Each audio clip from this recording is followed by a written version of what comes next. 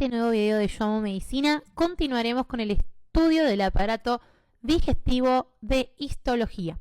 Te recomiendo que si no viste los videos anteriores, vayas a verlo en orden, anda al perfil y fíjate parte 1, 2, 3, 4, porque si no, no va a tener sentido y lógica alguna que estudies esta clase.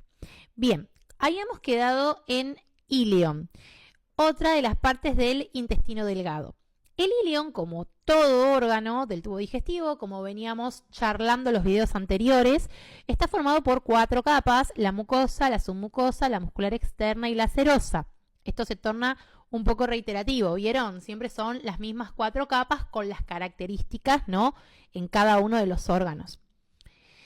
En el caso del ilion, la característica de la capa mucosa es que tiene un epitelio cilíndrico simple con chapa estriada y células caliciformes. Además, en su lámina propia vamos a encontrar a las placas de Peyer.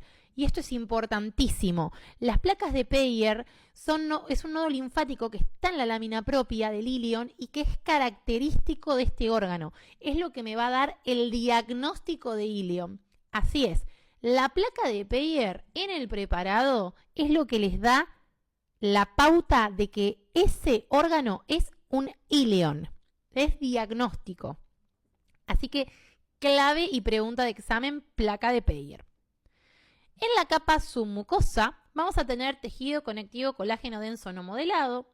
Por debajo vamos a tener a la muscular externa con sus 2 capas de músculo liso, la circular interna y la longitudinal externa.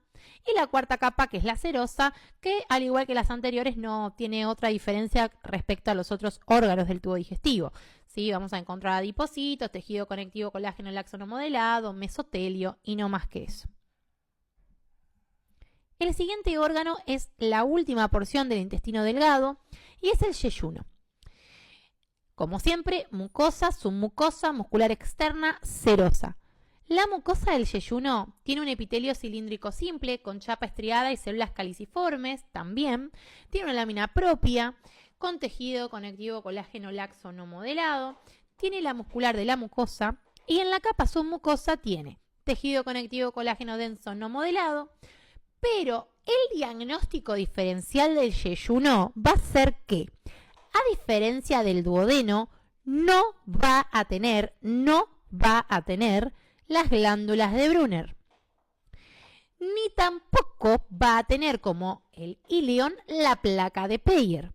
Básicamente, el diagnóstico diferencial del yeyuno lo hago porque no tengo ni Brunner ni Peyer. Entonces, el diagnóstico diferencial de duodeno era que tenía la glándula de Brunner.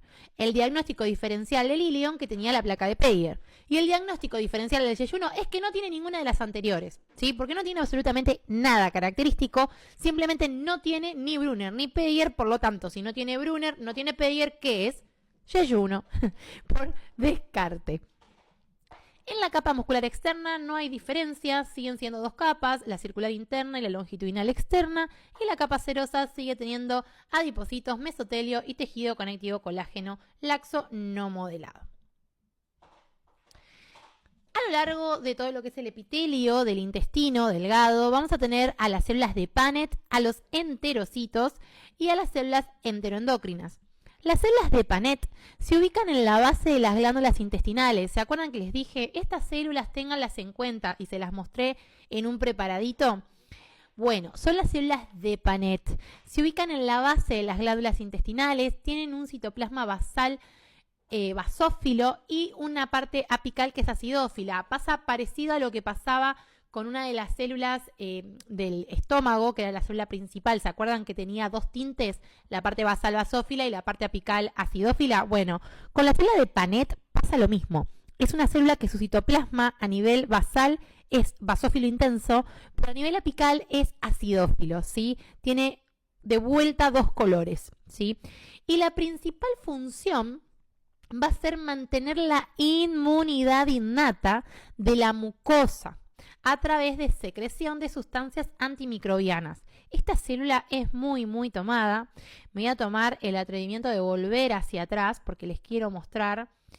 A ver, déjenme buscar. Voy a tomarme el tiempo acá. Esta glándula ven que acá tiene todas estas células chiquititas, ¿las ven ahí? Esas son las células de Panet. Es muy importante que las recuerden, porque las tomaron en los últimos exámenes. Así que célula de Panet se ubica, como vimos recién en el dibujo, en la base de las glándulas intestinales.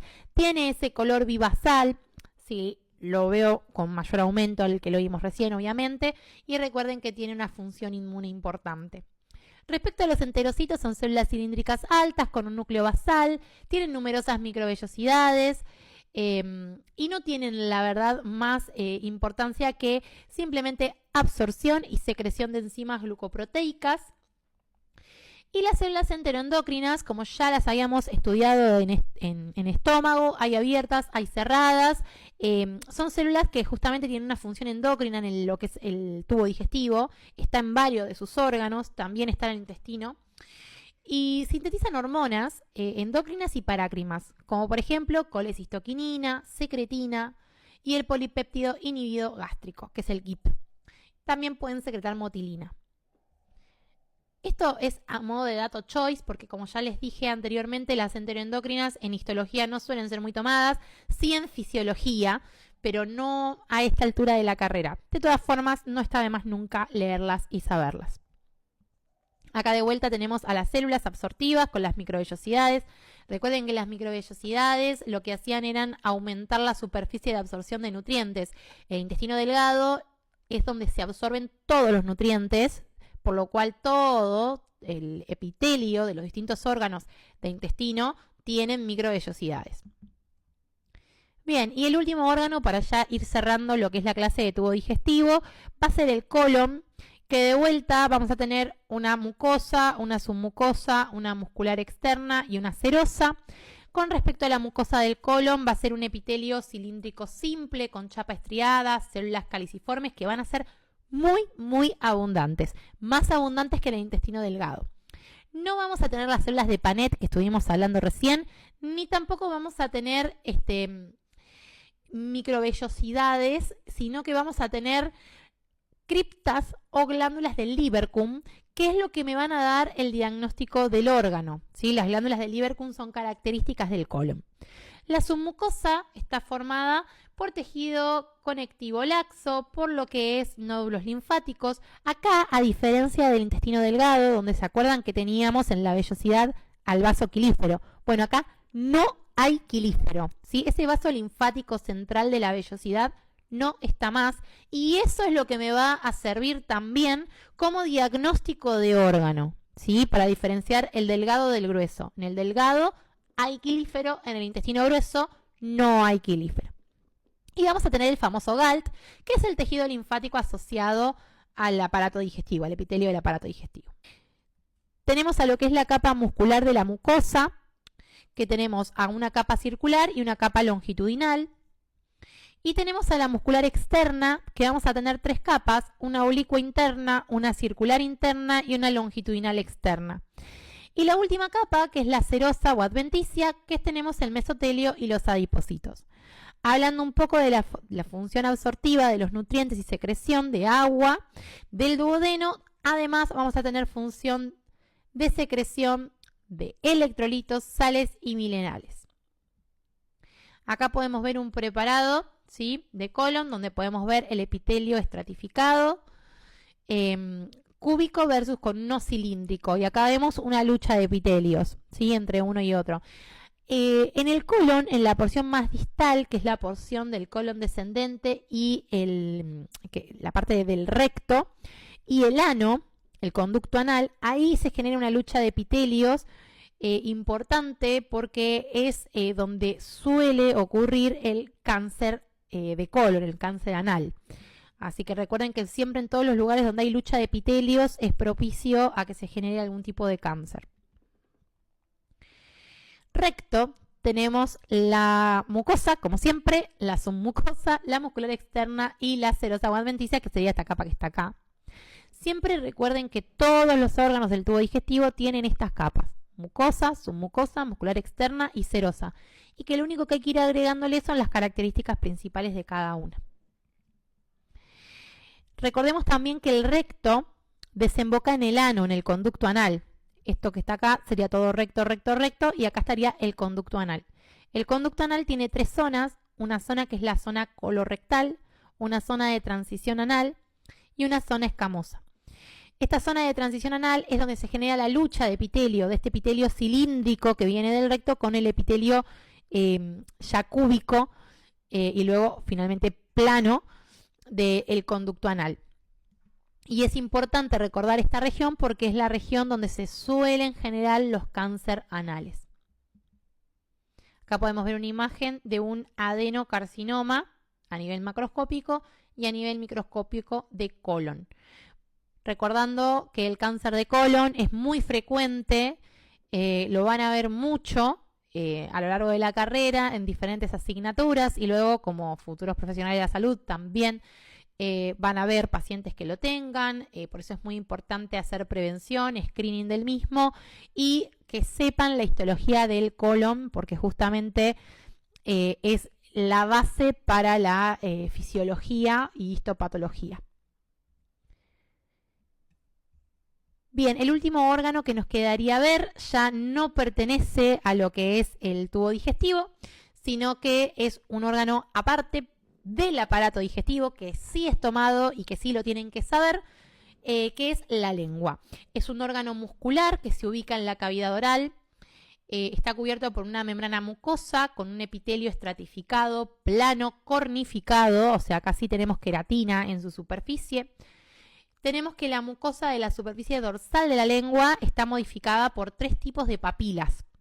Esas papilas son papilas filiformes, papilas fungiformes y papilas caliciformes.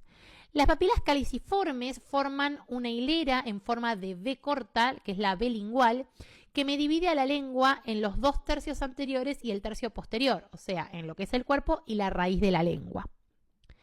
Si ustedes van hacia un espejo y sacan la lengua, van a poder visualizar esta V lingual y a las papilas caliciformes, que son las más grandotas que vemos ahí en la lengua.